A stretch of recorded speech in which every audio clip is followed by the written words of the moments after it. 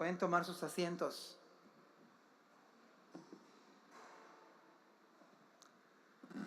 Vamos a orarle al Señor. Estamos agradecidos con Él por tantas bendiciones que Él nos da, que lo menos que podemos hacer es venir y agradecer por tantos favores, tantas misericordias de parte del Señor. Vamos a orar, así como estamos cómodos, vamos a hablar con el Señor. Padre, gracias te damos por este día que nos das. Gracias, Señor, porque pues acá estamos reunidos para alabar tu precioso nombre. Estamos aquí para darte las gracias, pero también te rogamos, Señor, que nos des un corazón hecho de carne, Señor, donde pueda penetrar tu palabra de tal modo y tal manera que podamos ser obedientes a lo que tú nos dices. En el nombre de Jesús. Amén. Muy bien, estamos en el capítulo 15 del Evangelio de Juan. Quedamos en el versículo 17 la semana pasada. Hoy vamos a ver el versículo 18 en adelante. Esta mañana quiero hablarles acerca de un tema que le he puesto llamados a sufrir por su nombre. Llamados a sufrir por su nombre. Quisiera la ayuda del Espíritu Santo, por supuesto. Por supuesto, le he pedido al Señor que su Espíritu Santo sea el que domine de manera total nuestros pensamientos, nuestras mentes, nuestras ideas.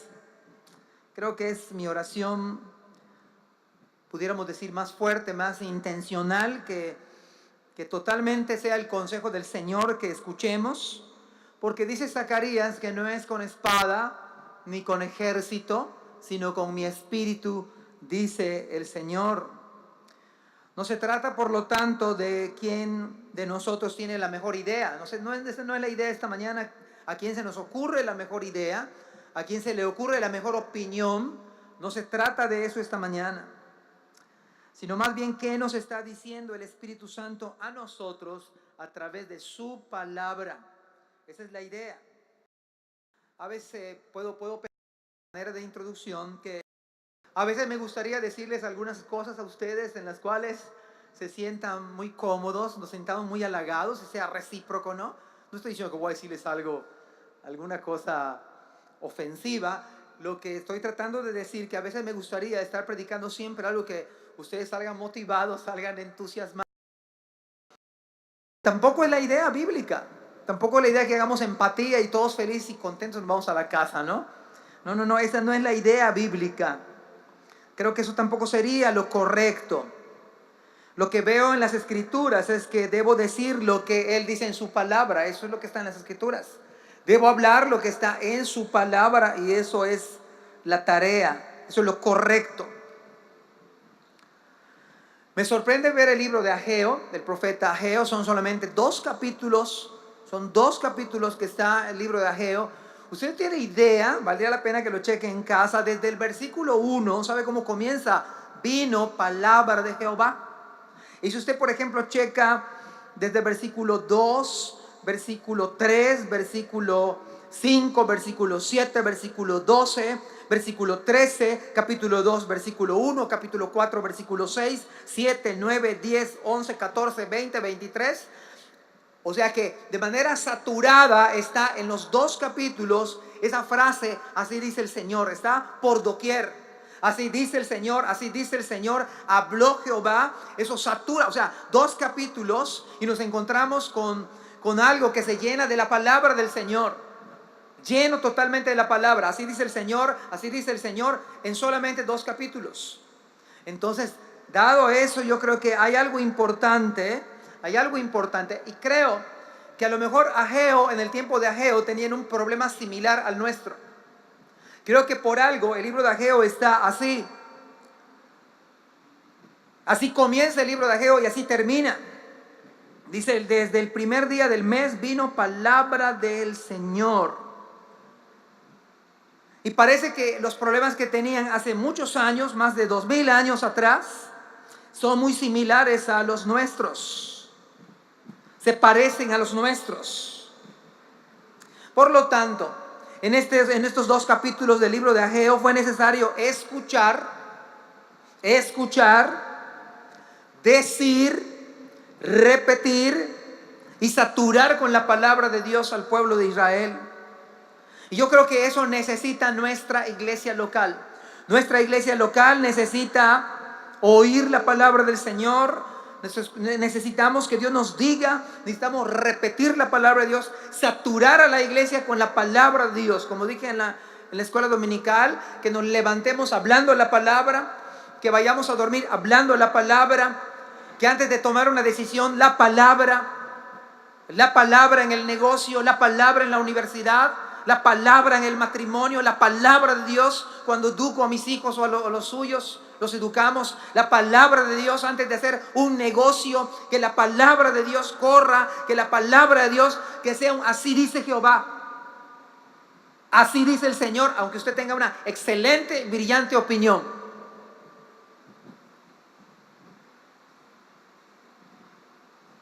Zacarías 4:6 dice: entonces respondió y me habló diciendo, esta es la palabra del Señor a Zorobabel. Vea la conexión que hay, la palabra del Señor y el Espíritu Santo, es increíble. Entonces respondió, estoy en Zacarías capítulo 4 versículo número 6. Entonces respondió y me habló diciendo, esta es palabra del Señor a Zorobabel, que dice, no con ejército ni con fuerza, sino con mi espíritu, ha dicho el Señor de los ejércitos. Vea la necesidad, vea lo increíble que tenemos que tener la palabra de Dios por los poros de nuestra piel, la palabra de Dios en la iglesia, el Espíritu Santo, dos sólidas verdades.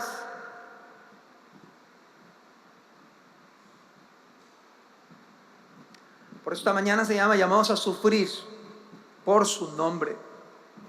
Déjenme decirle que en el capítulo 18 del Evangelio de Juan, capítulo 15, hay una doble advertencia. Una doble advertencia.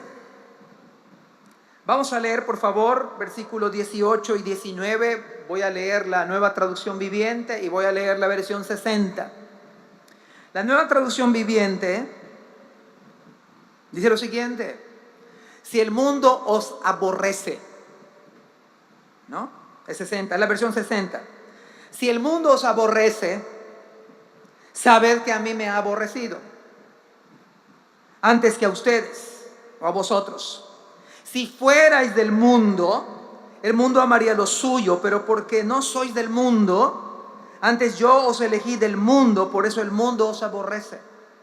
Voy a leer en la NTV. Si el mundo los odia, recuerden que a mí me odió primero. Si pertenecieran al mundo, el mundo los amaría como uno de los suyos. Pero ustedes ya no forman parte del mundo. Yo los elegí para que salieran del mundo, por eso el mundo los odia. Estos versículos, ¿verdad? Que a lo mejor no son muy comunes. Nos gustan otro tipo de versículos, ¿no? Unos más fáciles. Orad sin cesar. No sé, dad gracias en todo. Otros versículos, pero estos versículos en particular, ¿no podemos saltarlos? ¿No podemos dejarlo para otro día o otra ocasión? Yo creo que no. Pero vámonos al tiempo de la Biblia. Vámonos al tiempo en que Cristo dijo esta frase, estas palabras. ¿A quiénes se los dijo? A los 11. Acuérdense que estamos después que salió Judas. Estamos a horas de que Cristo iba a la cruz. A horas. Menos de 12 horas Cristo iba a estar colgado en la cruz. Es cuando justamente dice estas palabras. Salen de su boca estas palabras. Si el mundo les odia, recuerden que a mí me odió primero. Vean lo que está diciendo Cristo antes de ir a la cruz. Es el mismo capítulo donde él dice, yo soy la vid, vosotros los pámpanos. El que permanece en mí y yo en él, este lleva mucho fruto. Es el mismo capítulo 15. Está conectado con el capítulo 14. El Señor les advierte a sus discípulos que si llegaran a ser odiados, rechazados, perseguidos, dice Cristo, recuerden que a mí me odiaron primero. A mí me aborrecieron primero. Pero si el mundo no llega a odiar a los que son discípulos, probablemente, como Judas, A Judas el mundo no lo odió. A Judas con el mundo quedó bien. Es más, tan bien que quedó que le pagaron un mes de sueldo. Quedó bien. Tan bien que quedó que le pagaron 30 piezas de plata, 30 días de trabajo. Imagínense que de golpe le den un mes completo de dinero. Eso significa que quedó bien con el mundo. Pero a Judas se le olvidó lo que dice 1 Corintios 6, versículo 17. A Judas se le olvidó que hacerse socio del mundo constituye ser enemigo de Dios, como dice Santiago 4:4. Oh almas adúlteras, ¿no sabéis que la amistad del mundo es enemistad contra Dios? Pues que quiera ser amigo del mundo, óigalo bien, eso dice el Señor. Cualquiera pues que quiera ser amigo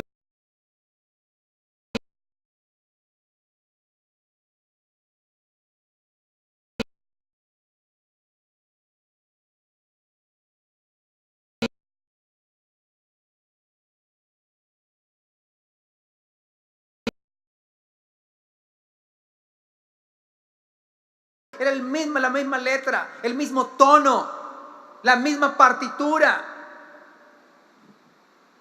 Es el mismo pentagrama que leía el mundo en aquel entonces. Crucifícale, suéltanos a Barrabás. Y Judas fue parte de esa armonía del mundo. Oh almas adúlteras, ¿no sabéis que la amistad del mundo es enemistad contra Dios? Cualquiera pues que quiera ser amigo del mundo se constituye enemigo de Dios.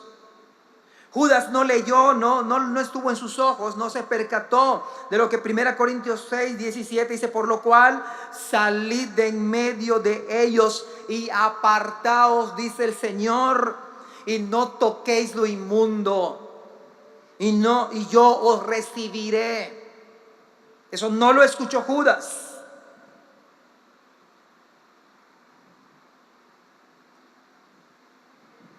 Sin embargo, para nosotros los creyentes, los que somos hijos del Señor por pura gracia, entendemos que no somos de este mundo. Amén. No somos de este mundo. Vivimos en este mundo, pero no somos de este mundo. O se espera que no seamos de este mundo. Porque el texto dice: si el mundo los odia.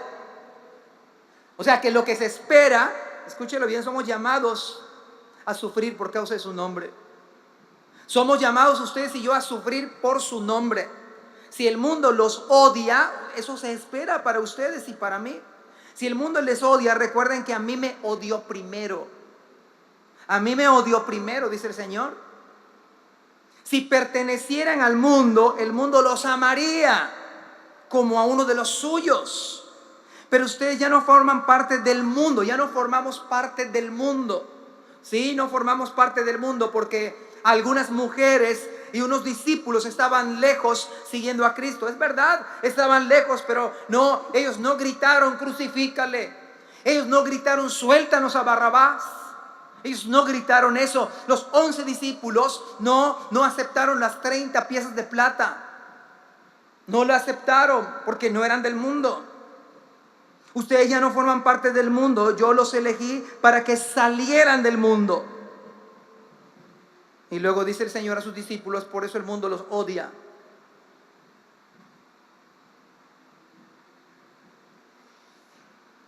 No cabe duda que, hablando teológicamente, la elección es correcta. Él elige. Pero esta sólida verdad no se queda al vacío, hermanos. O sea, estaría muy bien, ¿verdad?, que teológicamente hablando, nosotros nos eligió el Señor. Así como dice Juan 15, 16. No me elegisteis vosotros a mí, sino que yo os elegí a vosotros. El que elige es el Señor. Y estaríamos cómodos, y como vimos en la doctrina de esta mañana. Pero eso no es toda la parte de la elección. Dios nos eligió a ustedes y a mí como parte de su perfecto y eterno plan, para que en parte suframos por su nombre. Si usted es discípulo de Cristo, en algún grado, en alguna manera, en alguna área, a usted y a mí deberían odiarnos. A usted y a mí, de alguna forma, el mundo estaría no satisfecho con usted o conmigo.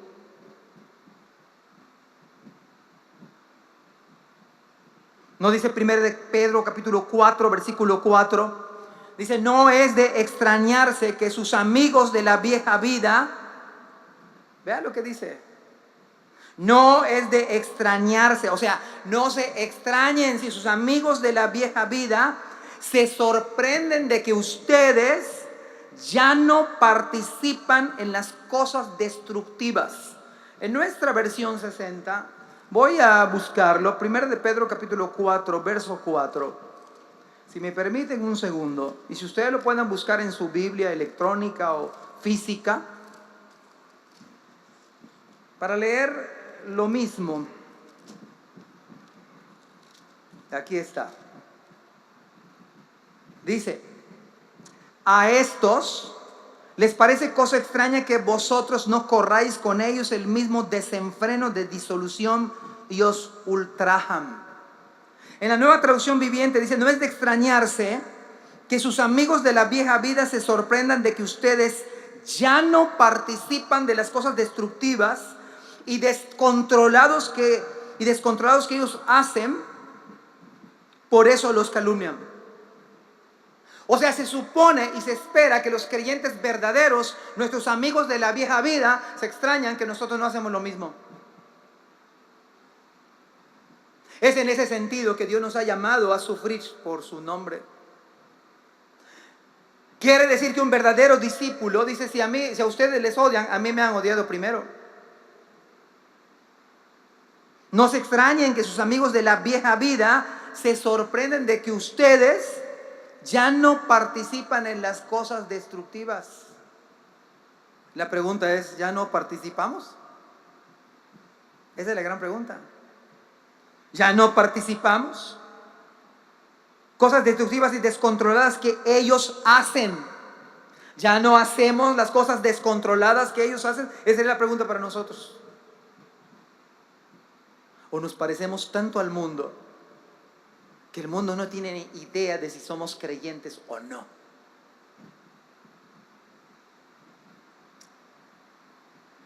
Quizás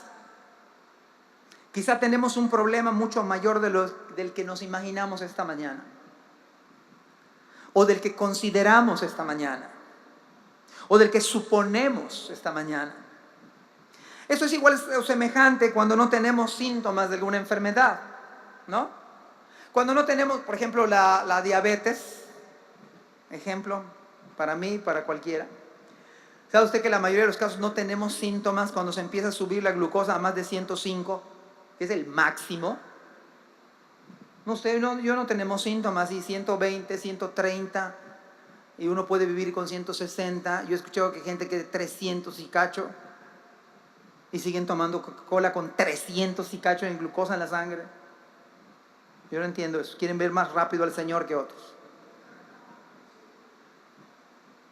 Pues sí. Pero cuando uno tiene 100 y cacho, no se siente nada. Ya cuando ya se le subió a uno, entonces tiene sed, empieza a ir al baño a cada rato, o la presión alta, que se le llama, ¿no? Comúnmente. No tiene unos síntomas, y uno tiene el problema y no lo detecta a tiempo. Entonces son cosas que uno no percibe. Por eso son la muerte silenciosa con esos dos amigos, ¿no? O parientes. Mucho me temo que nos pasa a nosotros igual. El problema quizás es mayúsculo porque tiene que ver con nuestro corazón. Y esto tiene que ver, escúchelo bien, por eso no nos percatamos a veces, porque si tiene que ver con nuestro corazón, entonces tiene que ver con nuestra manera de pensar. Y si tiene que ver con nuestra manera de pensar, tiene que ver con nuestra manera de actuar, nuestra manera de vivir, con nuestra familia, por supuesto, con nuestro trabajo, por supuesto, con nuestra esposa, con nuestros hijos, con la universidad, por supuesto, con el negocio, por supuesto, con la iglesia, por supuesto. ¿Sabe que ese problema tiene que ver con todo, hermanos? Con casi todo, con todo prácticamente. Ejemplo, la manera en la que tomamos decisiones importantes en nuestra vida. ¿Sabe que la mayoría de las decisiones que tomamos, que son importantes en la vida, las tomamos al igual que el mundo? Igualito. Ahí les va más.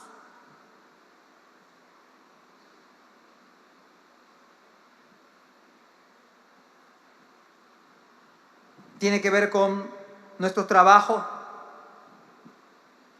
Tiene que ver con la carrera que voy a estudiar. Tiene que ver con el noviazgo incluso. Ya todo esto. Y en la mayoría de los casos, no dependemos del Espíritu Santo para tomar una decisión al respecto. No nos saturamos de la palabra a ver qué dice Dios al respecto. Actuamos como el mundo actúa. Y no nos damos cuenta, hermanos. Tomamos decisiones a la ligera. Tomamos decisiones circunstanciales sin depender del Santo Espíritu de Dios y sin estar saturado de la palabra. Que la palabra opine, que ella me diga, que el Espíritu Santo me diga lo que he de hacer. Es más, tomamos decisiones impulsivas. Algunos han dicho que son decisiones sin pensar, sin pensar, sin orar, sino más bien con el sentimiento.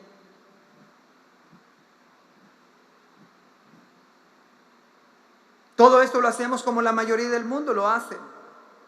Por ejemplo, tenemos en el día de hoy noviazgos como los tiene el mundo. Igualito, así como se enamoran allá en el mundo, nosotros en la iglesia igual. La misma manera. Que no está en la Biblia. ¿Saben que no hay noviazgo en la Biblia? O sea, así como lo entendemos nosotros. El noviazgo no es para checar de 10 novios a ver con quién me quedo. El que se pone de novios es prácticamente para casarse, queridos hermanos. Pero lo hacemos como el mundo lo hace. Muchos no tienen ni siquiera la edad, como dije en el campamento. No saben ni bañarse, queridos jóvenes. De 15 años está desesperado, no tiene novio.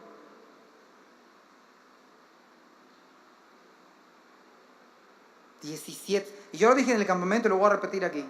A ver, que lo oigan sus papás. Si mantienen al muchacho, le da su gastada, está jugando. Está jugando.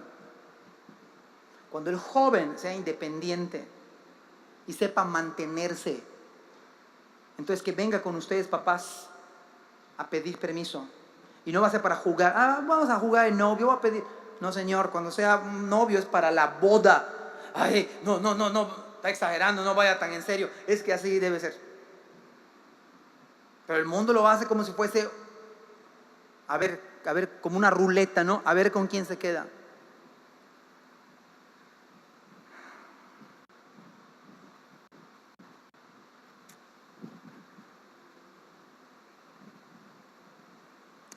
Los noviazgos que hoy en día en nuestras iglesias están como la mayoría del mundo los tiene, con una edad no apropiada para ello. La mayoría de los casos en los noviazgos en nuestras iglesias es con la persona que más nos gusta o atrae físicamente. Y no está mal de alguna forma. Pero muchas veces, sin importar mucho de su vida espiritual. No importa si no va a la iglesia, no importa si es creyente o no, no importa si lee la Biblia, si le apasiona las cosas del Señor, pero me encanta. Es exactamente lo que hace el mundo, queridos hermanos. ¿Dónde está la diferencia? Por favor, dígame. Que me expliquen, que me refuten, pastor. Disculpe, la Biblia dice que solamente el físico. Sí lo dice la Biblia. Ahí está la prueba de Sansón. Perdió los ojos, perdió el cabello, perdió el poder espiritual. Perdió su ministerio como juez. Por la misericordia, eso está en el catálogo de los héroes de fe. Y hasta perdió la novia, la esposa. Ni lo quería. Porque no era creyente.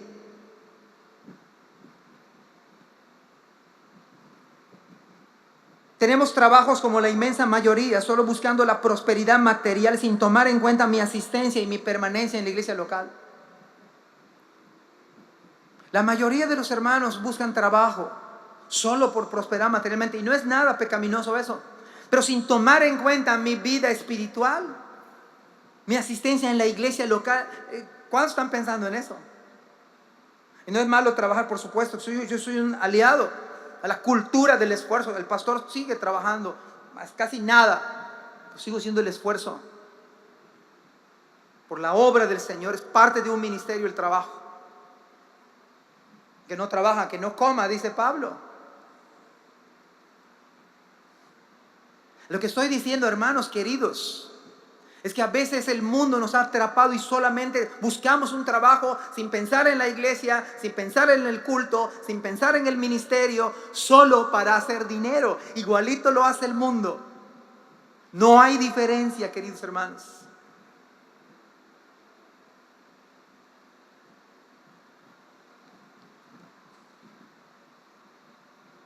Trabajo no es un fin, es un medio. Dice Cristo, mi Padre hasta ahora trabaja y yo también trabajo. Pablo dijo, el que no trabaja, que no coma. Si no estamos peleados con el trabajo, al contrario, los cristianos debemos trabajar más sin descuidar nuestra iglesia local, como un ministerio que sea de bendición, porque los recursos materiales que Dios me da son también para servirlo a Él. ¿No acaso el rey, el hombre más poderoso económicamente hablando, el rey David, él dijo, lo que te doy de tu misma mano recibo?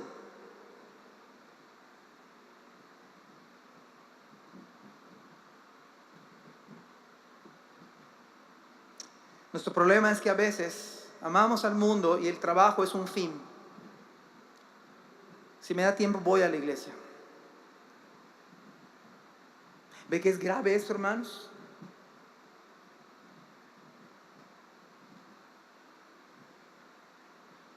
De alguna manera no voy a decir que no tenemos, no toda la culpa es de ustedes y mía. Así nacimos en este mundo material, sobre todo esta generación, nuestra generación. Pero tenemos que oír otra vez lo que dice el Señor en su palabra. Tenemos que saturarnos de la palabra, pensar en la palabra, que la palabra nos hable en la mañana, en la tarde, en el día, en el negocio, en el noviazgo, en el matrimonio, con los hijos. ¿Qué dice Dios? Muy respetada la opinión suya y mía, pero ¿qué dice el Señor? Hay que volver a las Escrituras.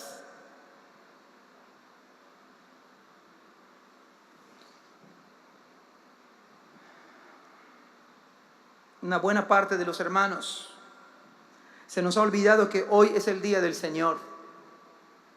Hoy es el día del Señor. Todos los días son días del Señor, pero este exclusivamente es el día del Señor.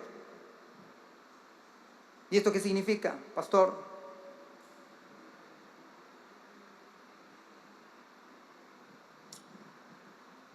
Significa que este día deberíamos dedicarlo para servir al Señor. Significa que deberíamos estar ocupados en la obra del Señor, meditando en la palabra. No es un día para ir de pesca, no es un día para ir de shopping, no es un día para descansar, es un día para servir a su Señor y al mío. Mire, déjeme poner el ejemplo. Los que trabajamos, de iglesia u otras actividades, dígame si no tenemos que cumplir en la iglesia o en el trabajo o en el negocio, ¿sí o no? Y hay horarios que hay que cumplir.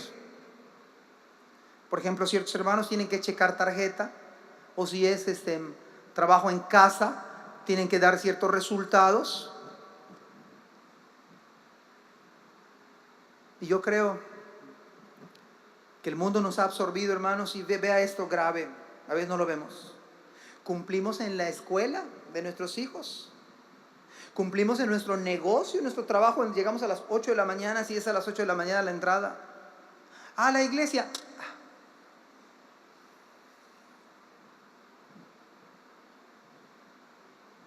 La iglesia llegamos a la hora que querramos. Vamos el día que querramos. O sea, el culto de la iglesia es 11:30, pero yo tengo mi propio horario, son las 12. Hágalo usted en su trabajo. Entregue los proyectos. Yo estudié la maestría hace poco, bueno, ya tiene unos años. Y yo me acuerdo que el maestro decía, el jueves a las 12 de la noche, último momento para subir el proyecto. Se acabó. Si no lo entregaste a las 12, bye. ¿Sí o no, queridos jóvenes? Y ahí, corriendo como buenos mexicanos a las 11:59. Pero en la iglesia, hagámoslo así en la universidad. Hagámoslo así en el trabajo. Lleguemos media hora después. Vayamos cuando querramos. Sí, la gran diferencia es que ahí pagan, aquí no. Hermanos míos, el mundo nos tiene permeado.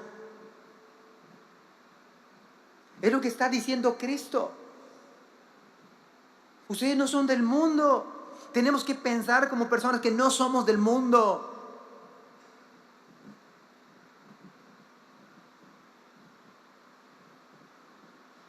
Por eso el mensaje del Evangelio es incisivo, profundo.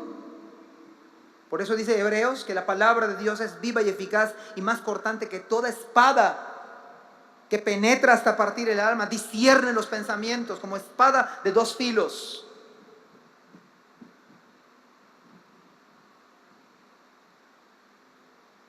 Muy diferente a lo que la mayoría piensa o hace. El verdadero mensaje de la cruz va en contracorriente. El verdadero mensaje de la cruz nos va a poner a nosotros en disyuntiva.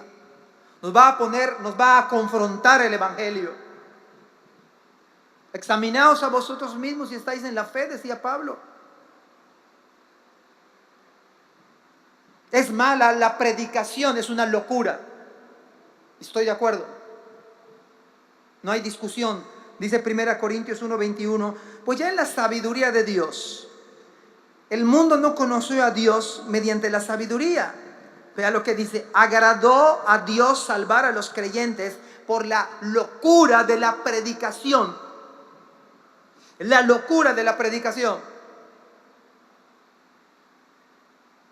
Si usted es un discípulo de Cristo y si usted habla de Cristo, la mayoría de sus compañeros va a decir que usted y yo estamos locos. ¿Sí o no?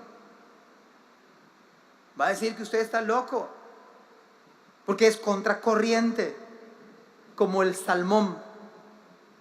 Que va contracorriente.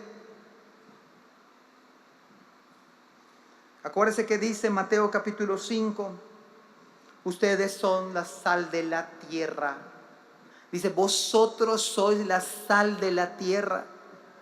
Bueno, los que padecemos de presión alta, como le llaman, de manera coloquial, se nos prohíbe comer sal. Entonces ya nuestro paladar ya no nos afecta comer sin sal. Bueno, algunos sí, aunque hay sustitutos. Pero voy a decirles algo, no es lo mismo.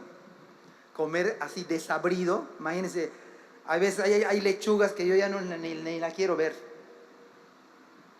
Son varios años que estamos luchando contra esas lechugas. Yo tengo que inventarle algo. Ponerle, no sé, Bob Esponja, alguna cosa ahí para que me atraiga ahí, Mickey Mouse, no sé. O los Vengadores, alguna cosa ahí, muñecas, no sé qué ponerle. No es lo mismo con un toque de sal. Ahora, los huevos que tradicionalmente como, permítame este comercial, estoy en casa. Los huevos del desayuno matutino, todos los domingos son huevos estrellados. Entonces yo le pongo pimienta, hace años así me gusta, pero no le pongo sal. Pero un toque de sal es tremendo, ¿no? Pues yo no puedo comerlo con sal. Ese no es el punto, pero déjeme decirle por qué.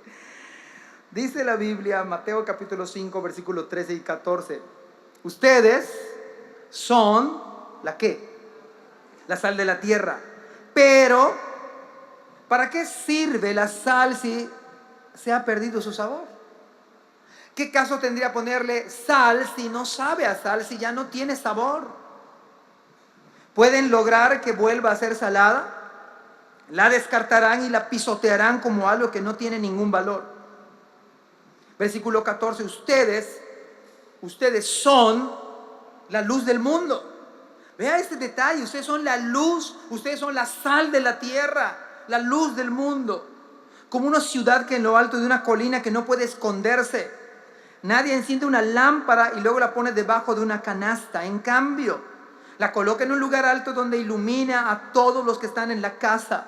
De la misma manera, dejen que sus buenas acciones brillen a la vista de todos, para que todos alaben a su Padre Celestial. ¿Sabe, hermanos, cuál es el grave problema del que estoy hablando? Del que estoy tratando bíblicamente en esta mañana. Quizás ustedes y yo estamos perdiendo nuestro sabor espiritual. Quizás nuestra luz se está extinguiendo. Pero ¿cómo no nos damos cuenta? ¿Cómo es que no nos percatamos? Podemos decir, pastor, si no nos sentimos mal, ese es el punto. El punto es que la mayoría de nosotros no nos sentimos mal.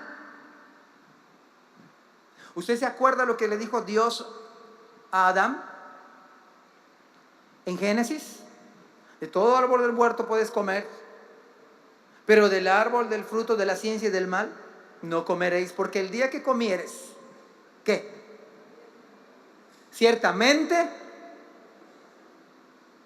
¿Y qué hizo Eva entonces? Agarró Eva, dice la serpiente que no vamos a morir. La serpiente dice que no. Entonces dice la escritura que se la dio, la comió primero. ¿Quién pecó primero, Adán o Eva? ¿Ah? ¿Quién pecó primero? Ahí está. Se lo dan a Eva, pero como Adán la quería mucho, yo te quiero mucho, entonces vamos a perdernos los dos. Come también. No obligaron a Adán, no lo obligaron. Come Adán, come Eva. Dígame una cosa. Cayeron muertos súbitamente, como en Hechos 5, Ananías y Zafira. Pasó un día, pasaron 2 días, pasaron 100 años, y como la gente en ese tiempo no vivía 70 u 80 como nosotros, si acaso llegamos, pasaron más de 900 años. Y creo que de alguna manera Adán se sentía muy bien. A lo mejor la serpiente tenía razón. La serpiente dijo, no vas a morir, y ya pasaron más de 900 años, y mira, vivito y goleando.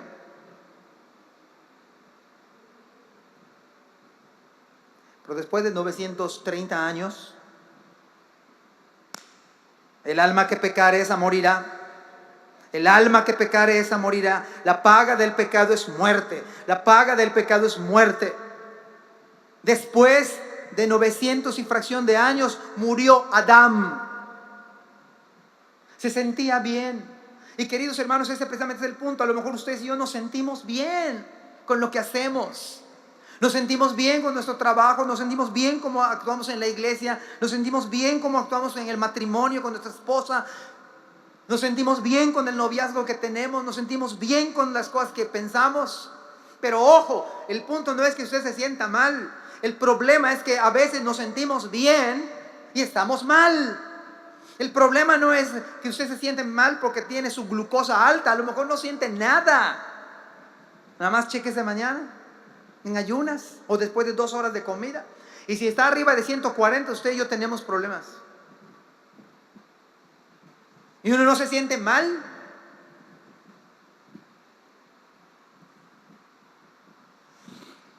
El problema, creo, de nosotros es que estamos perdiendo sabor. El problema de nosotros no es que nos sintamos incómodos. El problema es que nos sentimos cómodos.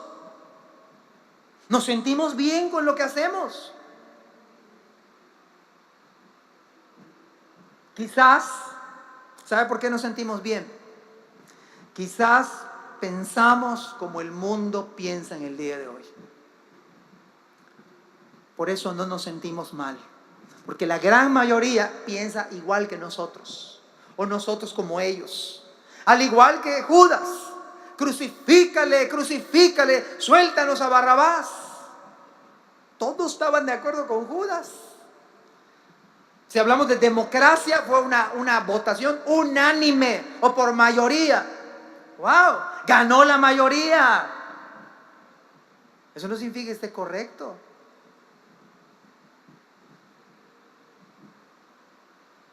Quizás actuamos como el mundo actúa. Quizá nuestra manera de ser es más como el mundo que como Cristo. Ese es nuestro gran problema quizás. A lo mejor nos parecemos más al mundo que al mismo Cristo. ¿Cómo piensa el mundo? El mundo piensa en sí mismo solamente. Solo nuestros logros personales. Solo pensamos en términos de éxito, basados en estrategias que nos han invadido el día de hoy. Hemos sido sumergidos en un océano de nuestros propios egos. Nadamos en nuestros egos, hermanos. Yo, a mí. Nos sumergimos en nosotros mismos. Se vive solo para sí mismo. El centro del mundo es el mismo hombre. El hombre está entronizado. Se ha vuelto prácticamente el ser humano omnipotente. Por ejemplo, frases como estas: todo lo que tú te propongas lo lograrás. Hermanos, hasta la postean en el Face, pensando que es como la palabra de Dios. Todo lo que tú te propongas lograrás. Suena, y nos encantan ese tipo de frases motivacionales, baratas y no bíblicas. Todo lo que tú te propones lo lograrás, ¿de veras? Dime cuándo te vas a morir. Dime si eres inmune a las enfermedades, la muerte de nuestros familiares queridos. Todo lo que te propones lo lograrás.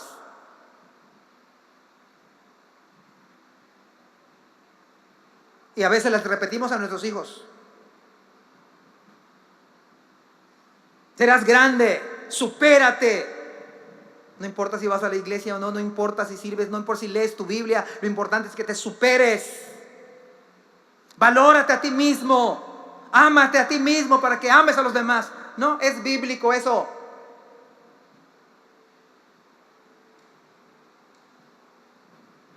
Vive tu vida y deja vivir a otros.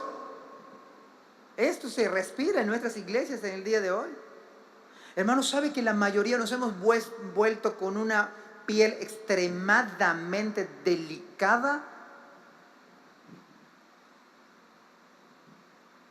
Cuidado, y digamos algo en la iglesia, se va a ofender el hermano fulano o la hermana y capaz y se nos va.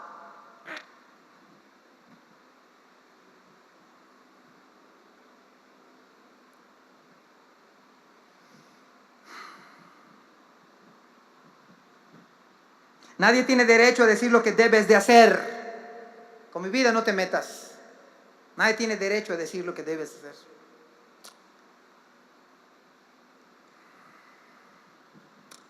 En la multitud de consejeros está la sabiduría.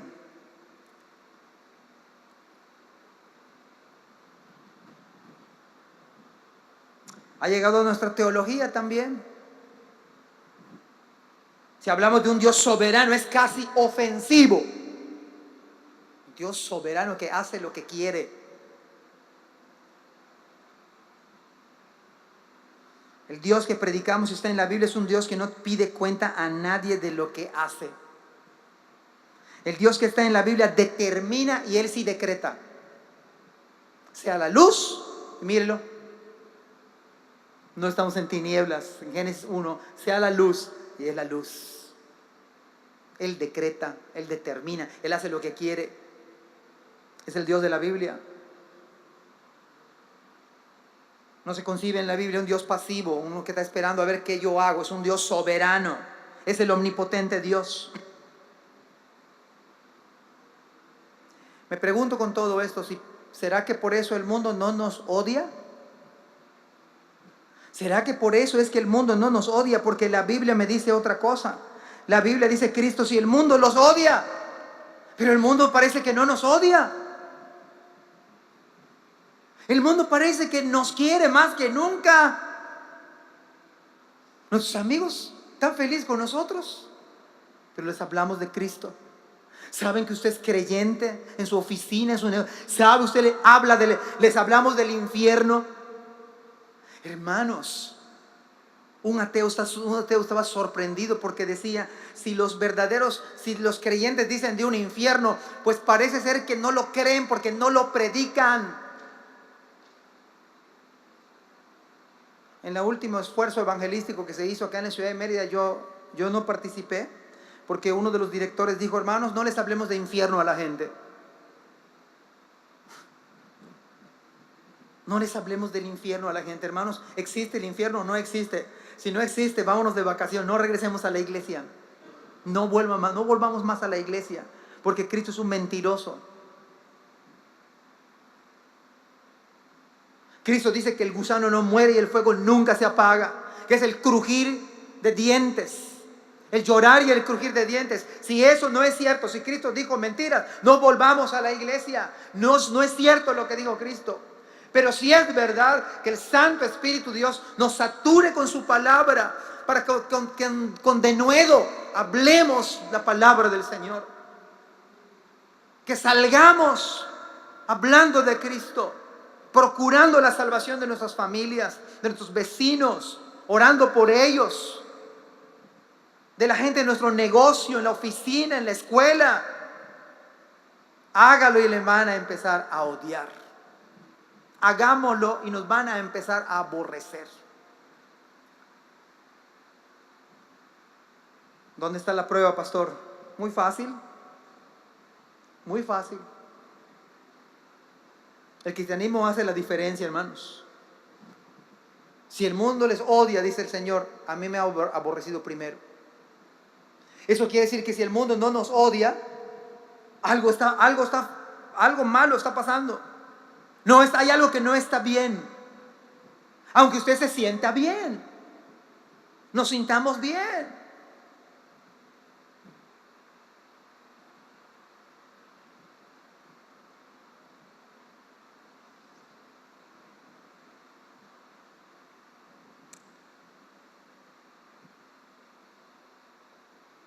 ¿Por qué deberían de odiarnos?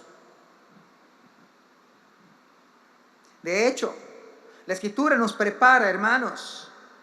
Voy a decirles algo. La Escritura nos prepara para ser odiados. La Escritura, el texto bíblico está diciendo: queridos hijos, está diciendo el Señor, ustedes van a ser odiados. La gente les va a aborrecer. ¿Dónde está la prueba? Por favor, ¿usted se acuerda de Juan el Bautista? ¿Qué hizo de malo Juan el Bautista? Pues nada más le decía a la gente que se arrepiente de sus pecados, que no iban a escapar de la ira venidera. Pero se enfrentó a Herodes. Y ahí va lo incómodo. La mujer con que vives no es tu mujer, es la de tu hermano. ¿Eso incomoda? El Evangelio incomoda, porque llama a la gente al arrepentimiento, porque llama a servir a un Dios de la Biblia, no un diosito, no un diosito, un Dios airado, un Dios santo, un Dios justo en sus caminos, un Rey de reyes y un Señor de señores, ante el cual toda rodilla se va a doblar. Los ángeles, los serafines, los querubines, los hombres de la tierra, el mismo diablo y sus demonios se van a postrar y van a confesar diciendo: Jesús es el Señor. Ese es el Dios de la Biblia. Pero eso no es todo. Porque hablar del Evangelio así, de esa manera, no digo que seamos groseros, hermanos. Hay un predicador que está en Plaza Las Américas, que está en el Parque Las Américas, lo escuchamos el domingo. Y la primera parte me gustó porque estaba predicando el Evangelio, pero luego se empezó a atacar los ídolos, habló del Papa, que es del diablo. No, yo no estoy diciendo que haga usted lo mismo. Yo estoy diciendo que hablemos del Evangelio, de Cristo, de su sacrificio, de su muerte en la cruz, que resucitó al tercer día. Y cuando la gente venga en novedad de vida, entonces va a dejar todo lo demás.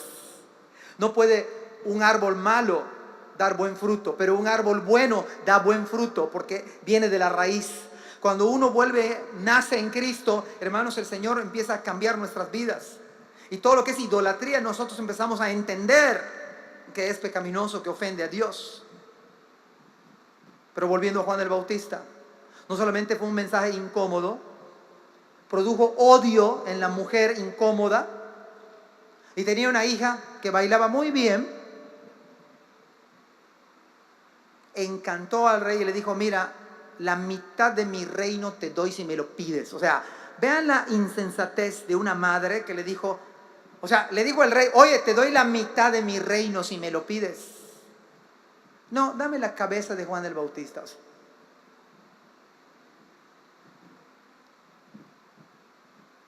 y Herodes no quería, no estaba convencido de ello, pero había dado su palabra y mandó pedir la cabeza de Juan el Bautista. Si usted y yo nos parecemos más a Cristo, la gente no nos va a amar, el mundo no nos va a amar. Usted va a incomodar de alguna manera. Si usted predica a Cristo, se parece más a Cristo. Si nos parecemos más a Cristo, debería el mundo de alguna manera odiarnos. ¿Por qué murió Juan el Bautista? Debido a que señaló la mala vida de Herodes. Fue odiado por la mujer que vivía con Herodes, la cual no era su esposa, como dije hace un rato. No solamente fue odiado, perdió la vida. Vean al diácono Esteban en el capítulo 7 de Hechos, predicando con denuedo el arrepentimiento, señalando: ustedes mataron a Cristo. Y los hombres agarraron piedras, se enfurecieron, lo odiaron y llevaron su crimen hasta el punto donde le dieron muerte. Lo mataron a pedradas, lo apedrearon, perdió la vida por causa del nombre de Cristo. Es el primer mártir en la Biblia, en el Nuevo Testamento, por causa del nombre del Señor. Podemos decir entonces que el mundo no le conoció, y es que Cristo es la luz del mundo. Pero además el mundo tiene su propio príncipe. Y aunque nosotros no estamos en el mundo, no somos del mundo. En el capítulo 17 de Juan, Cristo ora por los suyos, que aunque estamos en el mundo, digo, no te ruego que los quites del mundo, sino que los guardes del mal. Pero lo que sí puntualiza Cristo de manera enfática es que seamos sal, es que seamos luz en un mundo de tinieblas.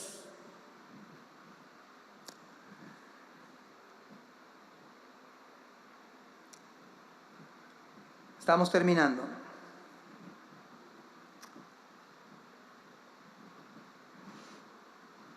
De tal manera que podemos decir esta mañana que si nuestras vidas son transformadas por el Evangelio,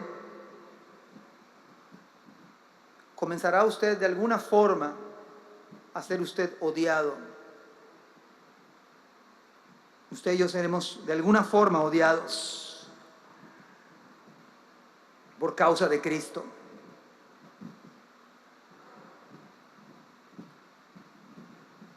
Versículo 20 hasta el versículo 21, y con esto termino. ¿Recuerdan lo que les dije? El esclavo no es superior a su amo. Ya me persiguieron a mí, también a ustedes los perseguirán. Y si me hubieran escuchado a mí, también los escucharían ustedes. Les harán todo eso a causa de mí, porque han rechazado a aquel que me envió.